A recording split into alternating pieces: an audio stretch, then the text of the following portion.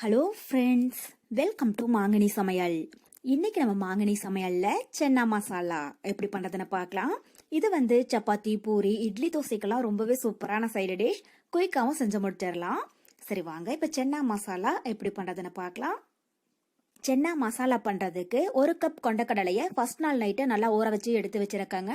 இது இப்ப தண்ணி எல்லாம் வடிச்சிட்டு நம்ம குக்கருக்கு மாத்திரலாம். கொண்டக்கடலையை 8 இருந்து 12 மணி நேரம் நல்லா ஊற வச்சிடுங்க. அப்பதான் நல்லா சாஃப்டா ஊறி வரும். இப்போ இதை மூழ்கிற அளவுக்கு தண்ணி சேர்த்துடுங்க. நம்ம 5 இருந்து 6 விசில் வேக வைக்க போறோங்க. அதனால தண்ணி கொஞ்சம் அதிகமாவே சேர்த்துக்கோங்க. கூடவே கொஞ்சமா உப்பு சேர்த்துடலாம். இப்போ குக்கருடைய மூடி போட்டு மூடிட்டு மீடியம் ஹீட்ல 5 இருந்து 6 விசில் வேக விட்டுடுங்க. அப்பதான் கொண்டக்கடலை நல்லா சாஃப்டா வெந்து வரும். இந்த டைம்ல நம்ம கிரேவிக்கு வேணுங்கிற மசாலா பொருள் எல்லாம் வதக்கி எடுத்துக்கலாம். அதுக்கு ஒரு கடாயில 1 டேபிள் ஸ்பூன் எண்ணெய் சேர்த்துக்கோங்க. எண்ணெய் சூடானதும் பெரிய சைஸ்ல 2 பெரிய வெங்காயம் கட் பண்ணி வச்சிருக்காங்க. அதை உள்ள சேர்த்துடலாம். சேர்த்துட்டு வெங்காயத்தை நல்லா கண்ணாடி மாதிரி ஆகிற அளவுக்கு வதக்கிக்கோங்க. வெங்காயத்தை ரொம்பவே பொடியா கட் பண்ண வேண்டியது இல்லைங்க. இது நம்ம வதக்கிட்டு அரைச்சி எடுக்கிறது தான். அதனால கொஞ்சம் பெரிய சைஸ் பீசஸாவே கட் பண்ணிடுங்க. பாருங்க இப்ப வெங்காயம் நல்லா வதங்கிடுச்சு. இது கூட 3 தக்காளி நல்லா பழமா கட் பண்ணி வச்சிருக்காங்க. அதை உள்ள சேர்த்துடலாம். கூடவே 1 டீஸ்பூன் தனியாத்தூள், 1/2 டீஸ்பூன் சீரகத்தூள், அப்புறம் 1/2 டீஸ்பூன் கரம் மசாலா. இந்த கரம் மசாலாவுடைய ரெசிபி லிங்க் நான் கீழே டிஸ்கிரிப்ஷன் பாக்ஸ்ல கொடுக்குறேன். தேவைப்பட்டா செக் பண்ணி பார்த்துக்கோங்க. கூடவே 2 டீஸ்பூன் மிளகாய் தூள், அப்புறம் 1/4 டீஸ்பூன் மஞ்சள் தூள். இந்த வெங்காயம் தக்காளி வதங்குறதுக்கு கொஞ்சமா உப்பு சேர்த்துடுங்க. சேர்த்துட்டு இந்த மசாலாவுடைய பச்சை ஸ்மெல் போய் வெங்காயமும் தக்காளி நல்லா சாஃப்ட் ஆகிற அளவுக்கு வதக்கிக்கோங்க. உப்பு சேர்க்கிற போது மட்டும் அளவா சேர்த்துடுங்க. ஏன்னா நம்ம ஃபர்ஸ்ட் கொண்டக்கடலை வேக வைக்கிற போது உப்பு சேர்த்திருக்கோம். அதனால இப்ப வெங்காயம் தக்காளி வதங்குறதுக்கு மட்டும் அளவா சேர்த்தீங்கன்னா போதும். பாருங்க வெங்காயம் தக்காளி சாஃப்டா வதங்கிடுச்சா. இது கூட 5 பல் பூண்டு, கூடவே 1/2 இன்ச் அளவுக்கு இஞ்சி சேர்த்துடுங்க. சேர்த்துட்டு ஒரு டைம் லைட்டா வதக்கிடலாம். பாருங்க இப்ப வெங்காயம் தக்காளி இதெல்லாம் நல்லா சாஃப்டா வதங்கிடுச்சுங்க.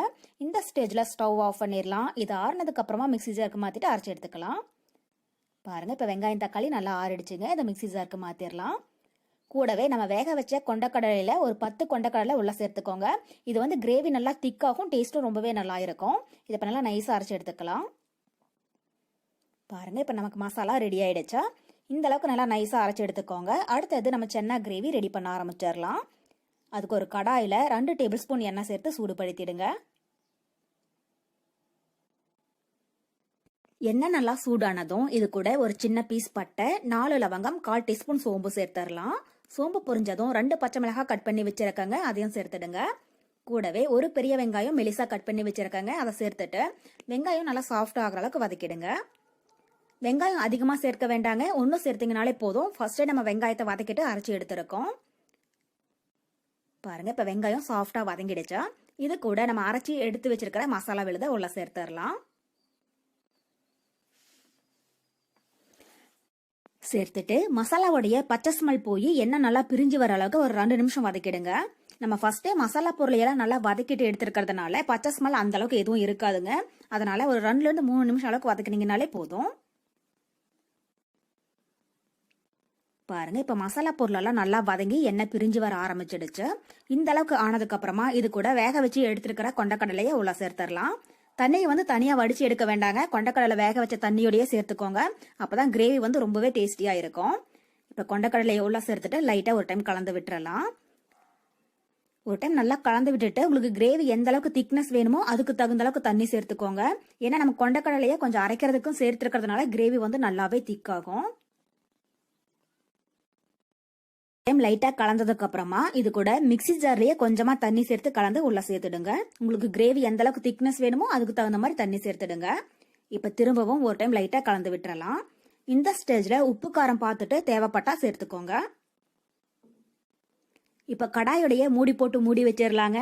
மீடியம் ஹீட்லயே ஒரு 10 நிமிஷம் இருக்கட்டும். 10 நிமிஷத்துக்கு அப்புறமா எப்படி இருக்குன்னு பார்க்கலாம். பாருங்க இப்ப 10 நிமிஷம் போல ஆகிடுச்சு. கிரேவியும் நல்லா திக்காயி எண்ணெய் பிரிஞ்சு வர ஆரம்பிச்சிடுச்சுங்க.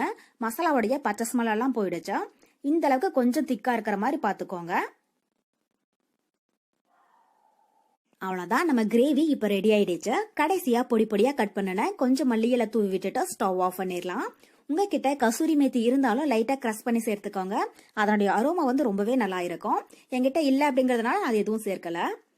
அவ்வளவுதான், நமக்கு இப்போ ரொம்ப ரொம்ப டேஸ்டியான சென்னா மசாலா ரொம்பவே சூப்பரா தயாராயிடுச்சு. கண்டிப்பா நீங்களும் இதே மெத்தட்ல செஞ்சு பார்த்துட்டு எப்படி இருக்குன்னு கமெண்ட் பாக்ஸ்ல சொல்லுங்க. என்னுடைய இந்த ரெசிபி வீடியோ உங்களுக்கு பிடிச்சிருந்தா லைக் பண்ணுங்க, உங்க ஃப்ரெண்ட்ஸுங்க கூட நிறைய ஷேர் பண்ணுங்க. மறக்காம மாங்கனி சமையலுக்கு சப்ஸ்கிரைப் பண்ணுங்க. நன்றி.